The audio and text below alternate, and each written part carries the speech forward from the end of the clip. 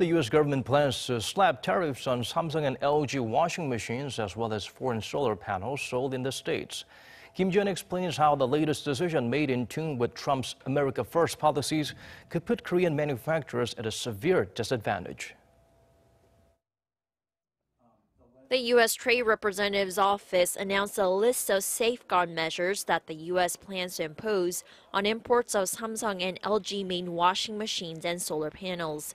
U.S. Trade Representative Robert Lighthizer said Tuesday that U.S. President Donald Trump has made his final decision on the issue, adding that President Trump's decision clearly reflects his willingness to defend American workers and businesses. With the latest announcement, a 20% tariff will be applied on imports of washing machines under 1.2 million units and a 50% tariff on imports exceeding the quota in the first year, with tariffs falling by 2% and 5% per year respectively for the following 2 years. On imports of products in the solar industry, the tariff rate will be set at 30% and will be reduced to a 15% tariff rate over the next 4 years, with the first 2.5 gigawatts being exempt from the tariff.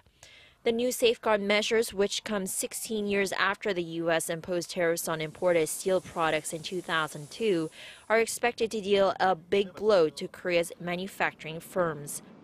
Samsung and LG, two of Korea's major electronics manufacturers, have been exporting a combined $1 billion a year of large residential washing machines to the U.S., with Samsung holding 16% and LG 13% of the U.S. washing machine market share.